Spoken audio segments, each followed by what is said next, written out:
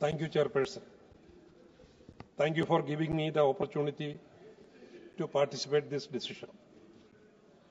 Jal Jeevan Mission, a flagship program of the government, aims to provide clean and sustainable drinking water to every rural household in India. While we appreciate the vision and commitment behind this initiative, its execution in many states, including Kerala, remaining deeply concerning. Jal Jeevan Mission has been allocated 67,000 crores in 2025-26, 5% lower than the budget estimate of 24-25.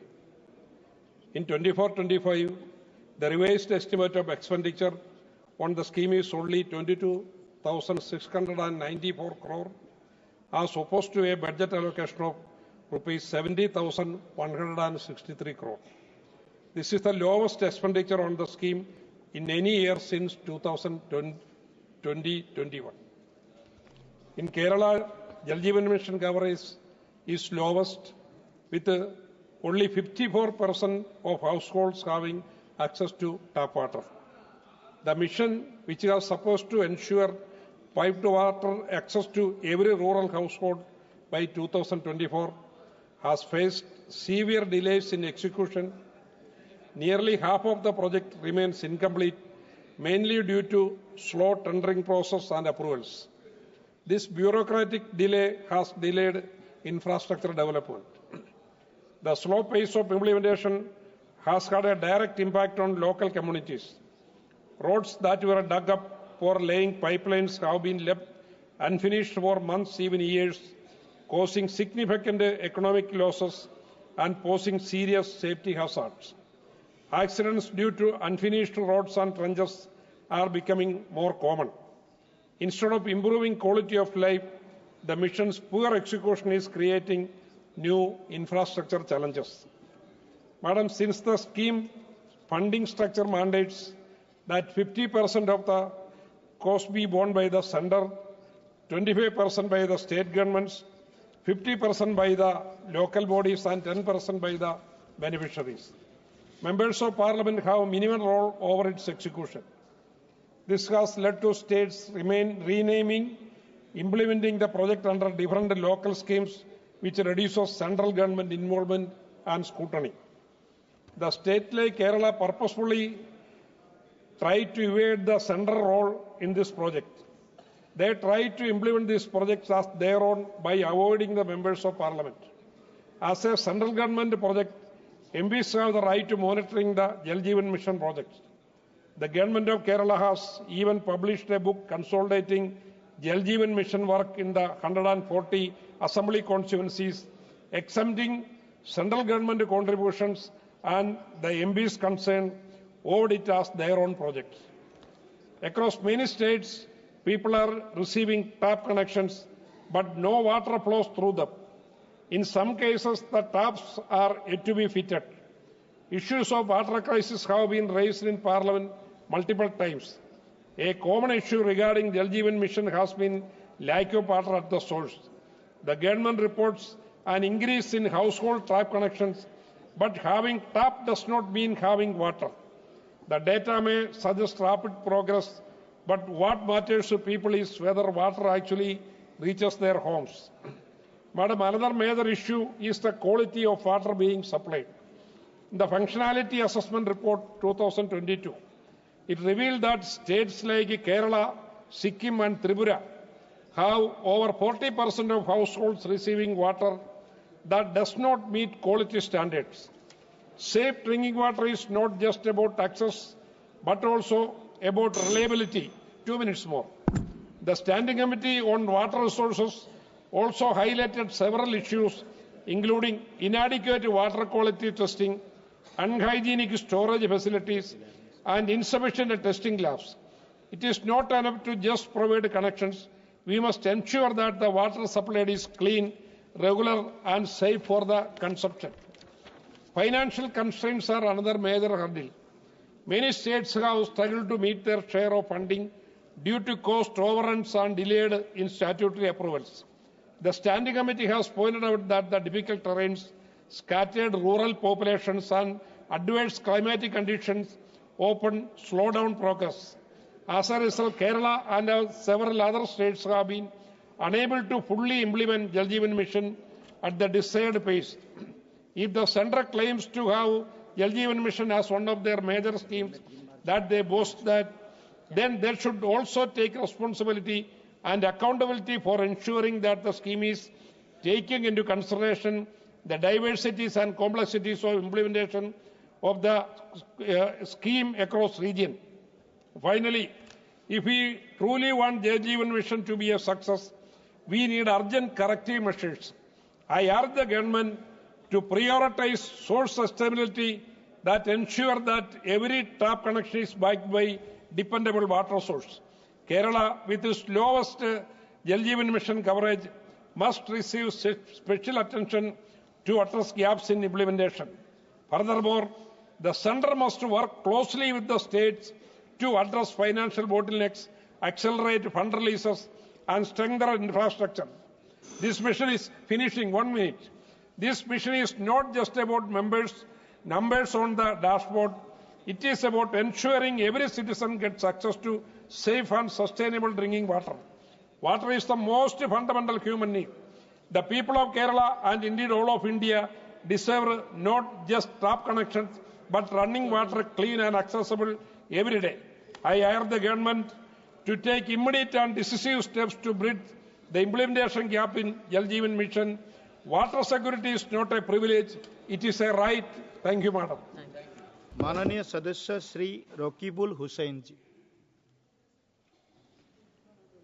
Sabhapati Mahoday, I thank you for giving me this opportunity to talk about the demands for grants relating to the Ministry of Jal Shakti. While in 2025-26, the Ministry of Jal Shakti has been allocated rupees 99,503 crores. The budget does not account for the issues that are faced by the people of my state Assam.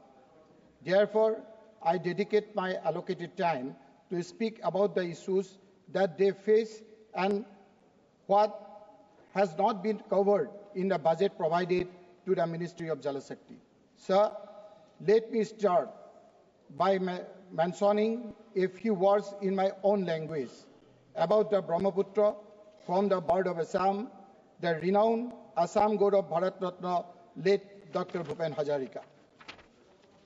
Luitor Bolia Ban, Toy Koloinu Tapoli Meliso. Here Hode Kal Rup Doriloi, Kakno Barabare Kediso. Luitor Buku Henu Bam Hoigol, Gobirata Henu Kisu Puhu Ahol, Bantoy, He Henu Olia Bolia Hoi, Dui Pare Upusi Poriso, Bantoy Tigil Nigilabi, Ahare Kotia Nutuabi, Hubot Bhavna Napatibi, Goror Salote Hogunok Buhuai, Moranor Hobah Napatibi. Panir Parote Jonam Tuma Amar, Panir Pitri Hokti Amar, He Hoktire Banok Rudhim, Hosra Hatare Dupar Banhim, Ture Hokti Kari Ani, Tuke Amar Vittakuri. Sir, Bhupen Hazarika often addressed the Brahmaputra River as the Luit, as most of us in Assam do. It stands as the lifeblood of Assam, intertwining itself with the very essence and identity of its people. According to the Assam State Disaster Management Authority, daily flood reports in 2022 between 5 to 14 districts report significant erosion daily, thereby making it a silent yet devastating crisis, including my parliamentary constituency, Dhubri. For Majuli, sir, for Majuli in Assam, the world's largest inhabited river island, erosion is an existential trait that already had its area reduced from 1,000 square kilometers to around 500 square kilometers. If this trend continues, Majuli could disappear by 2040, thereby raising urgent concern about the future of its displaced population. Sir, आपदा प्रबंधन या disaster management कह देने से हमारा असम राज्य की याद आती है, क्योंकि असम की one of the main problem सर्वप्रथम मुख्य समस्या बान और मिट्टी कटाव है। असम के लोग बाढ़ की समस्या को किसी तरह से सह लेते हैं, जो कि बाढ़ भी एक बहुत बड़ी समस्या है। लेकिन बाढ़ की स्थिति भी उत्पन्न होने पर आपकी जमीन और घर रह जाता है। लेकिन वास्तव में जो मिट्टी कटाव की समस्या है सर, ये समस्या दिल्ली में बैठकर सोच भी नहीं सकते हैं कि यह कितनी भयानक समस्या है। क्योंकि मैं पहले भी एक कह चुका हूं कि असम का ब्रह्मपुत्र और इसके साथ जुड़े हुए कम से कम 33 ट्रिब्यूटरीज जो सहायक नदी है, किस प्रकार का मिट्टी कटाव होता है, यहां में बैठ के हम नहीं सोच सकते हैं। सर, हम दिल्ली को बार बार ये समझाने के लिए कोशिश कर रहे हैं, लेकिन अभी तक हमें सफलता नहीं मिल पाई है। ये ब्रह्मपुत्र असम की जीवन रेखा है और इस ब्रह्मपुत्र में असम की लोगों का जनजीवन लगा हुआ है। हम ब्रह्मपुत्र विषय पहले भी कई बार उठा चुके हैं कि ये नदी नहीं है, ये नद है। ये ब्रह्मपुत्र ब्रह्म का पुत्र है, इसीलिए ब्रह्मपुत्र असम की जीवन रेखा है। लेकिन ब्रह्मपुत्र और सहायक नदी का जो स्वभाव है, ये हिंदुस्तान की बाकी नदियों से नहीं मिलता है। ब्रह्मपुत्र और इस सहायक नदियों में जो मिट्टी कटाव होता है सर, आप सोच नहीं सकते हैं कि एक बार में हजार बीघा जमीन ब्रह्मपुत्र में समा जाता है। 100 बीघा जमीन का मालिक, उसका जमीन ब्रह्मपुत्र और सहायक नदियों में समा जाने का कारण एक ही दिन में वो रास्ते में आ जाता है। इन्हीं लोग जब अपनी जमीन और घर खोकर भटकना पड़ता है, तब दिल्ली में आकर कुछ लोग इन लोगों को घुसपैठिया बोलते हैं। इसीलिए मैं आपके जरिए, अध्यक्ष के जरिए, मैं केंद्रीय सरकार को अनुरोध करना चाहता हूं कि इरोजन या मिट्टी कटाव की समस्या के क्या है, ये समस्या क्या है, इस समस्या को समझने के लिए एक बार इस मुद्दे को नजदीक से समझना होगा। इस समस्या को जमीन से स्तर पर समझने के लिए विशेषज्ञ और एक ऑल पार्टी प्रतिनिधिमंडल के साथ स्पॉट में यात्रा करने का आवश्यकता है। ये समस्या बाढ़ और कटाव का समाधान करने के लिए केवल एक राज्य सरकार के अकेले की बात नहीं है सर। ये इस समस्या की समाधान करने के लिए राष्ट्रीय दृष्टिकोण और अंतरराष्ट्रीय नजरियों से देखना आवश्यकता है। इसीलिए मैं माननीय सभापति महोदय के माध्यम से केंद्रीय सरकार को गुजारिश करना चाहता हूं कि इस असम की बाढ़ और मिट्टी कटाव के समस्या को राष्ट्रीय समस्या घोषणा करने के लिए I request through the chairman to government of India to declare the flood and erosion problem of Assam as a national problem. Sir, 1 minute, sir. It is time that government recognize that a separate and dedicated centrally fund river erosion management program must be introduced to identify, map, and patronize erosion-prone areas, including my parliamentary constituency Dhubri and across Assam and other affected states. Moreover, the Brahmaputra board, which is responsible for river management in Assam, must be strengthened through increased financial support. Erosion is not just an environmental issue, sir. It is an humanitarian crisis that has forced lakhs of people into perpetual displacement, pushing them into the economic insecurity and landlessness. As a state that bears of the heaviest burden of erosion and flooding, Assam deserves a comprehensive long-term solution rather than piecemeal project that fail to address the root cause. Sir, last, I urge this House to strongly recommend that the government take immediate action to safeguard the land, livelihood, and people of Assam by allocating appropriate budget for flood and erosion management before this crisis worsens further. Thank you, sir. Thank you. माननीय सदस्य Shri Dean Kuriakose ji. Thank you, sir, for getting this opportunity to participate debates for grants discussion with the Jal Shakti Ministry. Sir, the biggest project of this government after the formation of this ministry is Jal Jeevan Mission. And everybody accepted now Jal Jeevan Mission is became a big failure due to the mismanagement of this project, sir. The standing committee critically evaluated the failure of this project. in states like West Bengal, Rajasthan, Madhya Pradesh, Kerala, and Jharkhand as well, sir. Sir, the now slogan, that means this government is only concentrating for the publicity. The slogan Har Ghar Jal is turning to Har Ghar Vayu through pipeline. That is only going on. Sir, for the proper implementation of this project, the source development is very important. The treatment plant development is very important, and also as well as distribution. All these three aspects, this government became big failure, especially in Kerala state, sir. Even though the union budget has extended the Jal Jeevan Mission's deadline to year 2028, the project in Kerala is incomplete unless the state mobilizes rupees 17,250 crores at least by year 2028. That is the truth, sir.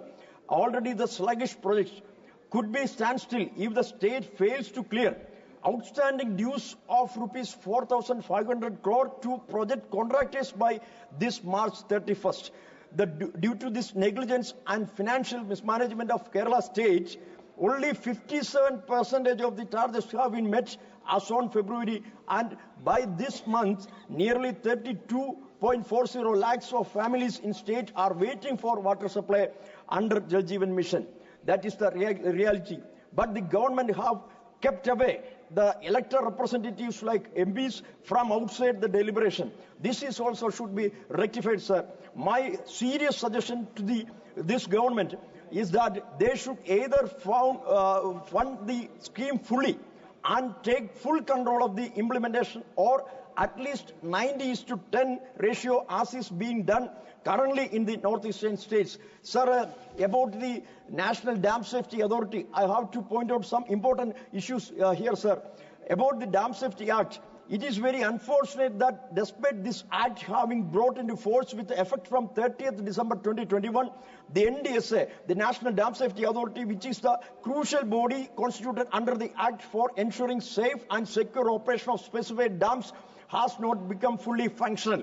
Sir, as per the demands for grants, National Dam Safety Authority was allocated in previous year rupees 25 crores, but revised to 9.41 crores, sir. In the present budget allotted to 23.91 crore. That is the previous year. Nothing has been taken place from the side of NDSA. I would request to make sure the full utilization of amount which allotted to better function of this organization. Sir, as per section 9.1, read with the second schedule, the duty of NDSA prescribed as well. That is, the main duties are maintaining standards of dam safety and prevention of dam failure related disasters by the implementation of the policies made by National Committee. Secondly, sir, resolve any issue between the state dam safety organization of states or between a state dam safety organization and any owner of a specified dam in that state. Thirdly, sir, maintains national level database of specified dams, including serious distress conditions, if any notified. Fourthly, sir, maintain the liaison with the state dam safety organization and the owners of specified dams for standardization of dam safety related data and practice and related technical or management assistance. Sir, these are the main duties for NDSA. However, the NDSA has not been taken any steps to these steps in this direction, even now as mandated under the provision, even after 1 year of coming into operation, sir. So I am respectfully urging to this government, NDSA should be competent enough to discharge its duties vested under Dam Safety Act in connection with Mullaperiyar Dam in my constituency, sir. This dam falls within the definition specified dam as defined under section 2X of this Act. As per the court verdict in 2022 April 8, the responsibilities and duty assigned by Honorable Supreme Court in Supervisory Committee completely merged with the NDSA gradually. Sir, however, neither government nor the authority has taken any steps to place the Mullaperiyar Dam under the control and surveillance of NDSA in terms of this Act.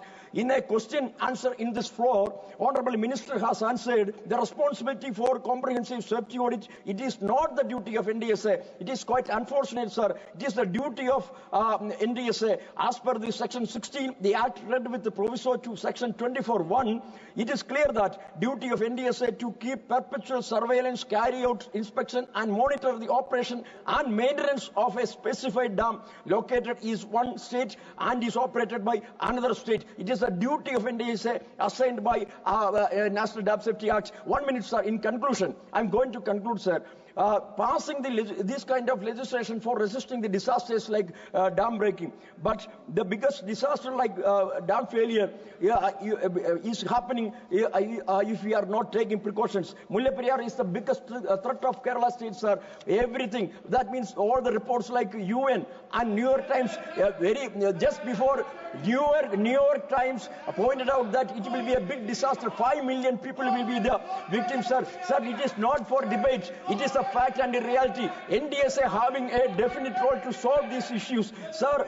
That's why I'm requesting here. NDSA has to be strengthened, and unfortunately, NDSA never visited for this particular dam. Thank you. Thank you, honourable member. Discussion of demands for grants, I'm requesting humbly for resolving this issue amicably for the safety of Kerala and water for Tamil Nadu. We are ready to provide enough water for Tamil Nadu. Safety is the only concern of Kerala. Everybody accepted that. I humbly request to resolve this issue. Isa Khan Chaudhary ji.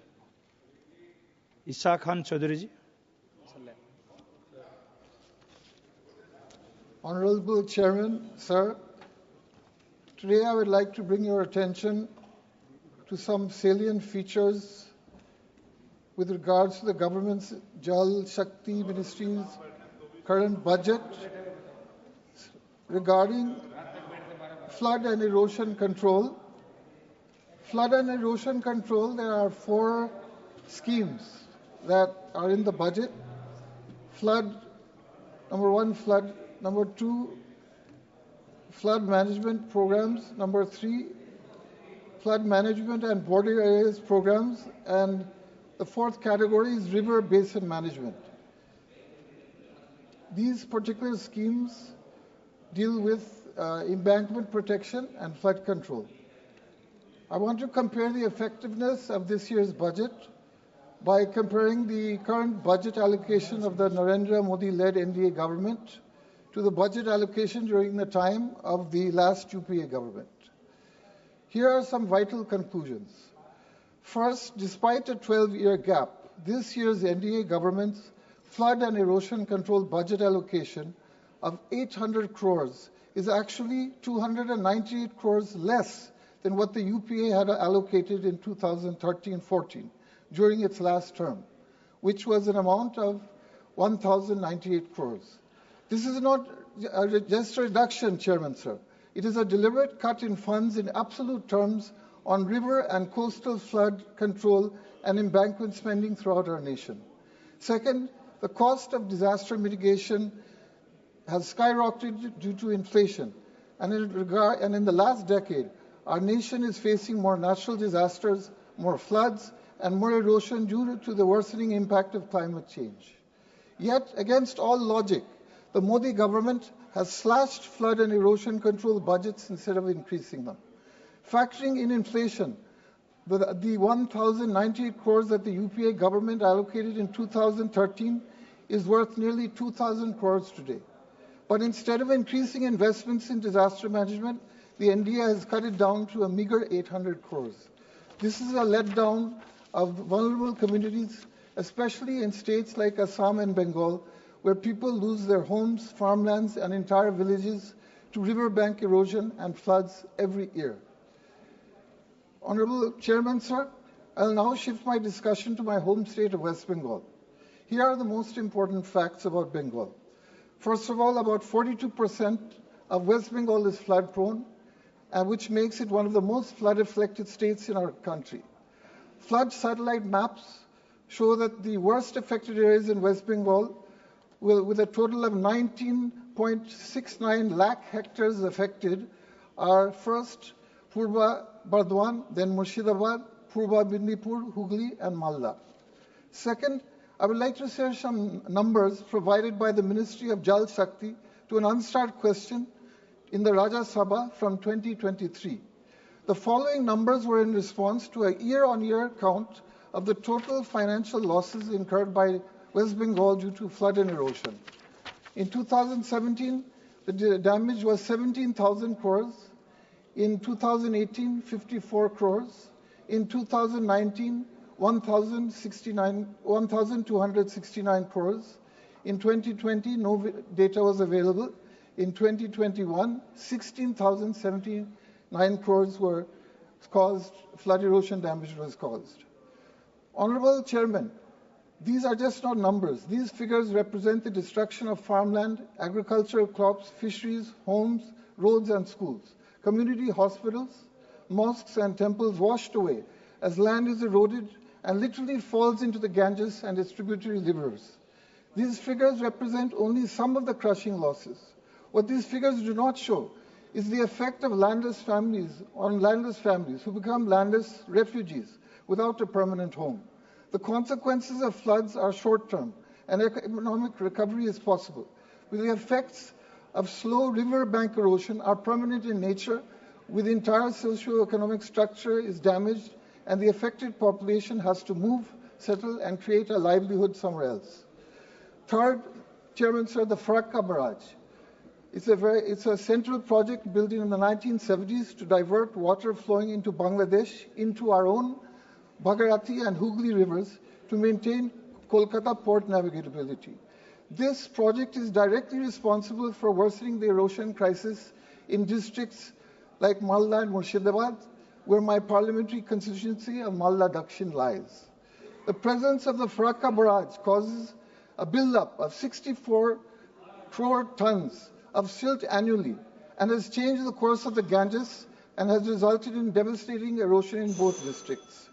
After the construction of the Farakka Barrage, more than 350 square kilometers of fertile land has been completely swallowed by the Ganges in Malda district, and 500 kilometers square of fertile land has been wiped out in Murshidabad district, displacing lakhs upon lakhs of people.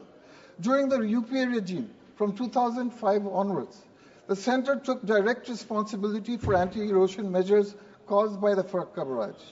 40 kilometers upstream out of the barrage into Malda and 80 kilometers downstream into Murshidabad from the Farakka Barrage. This is shown by the UPA government's allocation of 214 crores in the 2013-14 budget that was given to the Farakka Barrage. The current NDA government has abandoned this policy, which is shown by this year's small allocation of 69 crores. Please conclude. Please give me 2 minutes, Speaker. No. 1 minute to conclude. While the center boasts of providing West Bengal with funding of 1,051 crores, 0.96 crores under the flood management program component of FMBAP, let us dissect reality.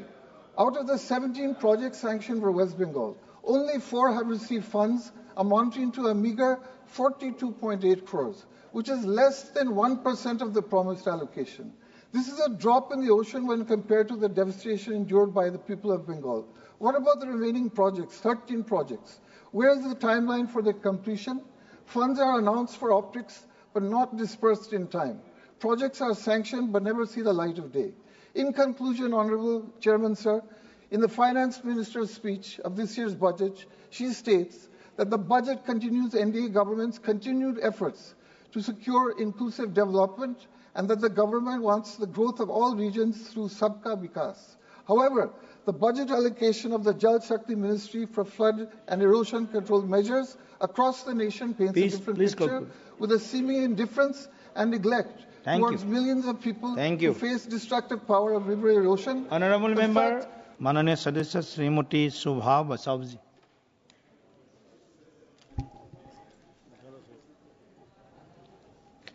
धन्यवाद अध्यक्ष महोदय. मला जलशक्ती मंत्रालयाच्या मागण्यांवरील चर्चेत बोलण्याची संधी दिल्याबद्दल मी आपले आभारी आहे. मी पक्ष नेतृत्व माननीय राहुलजी गांधी यांचे देखील आभार मानते.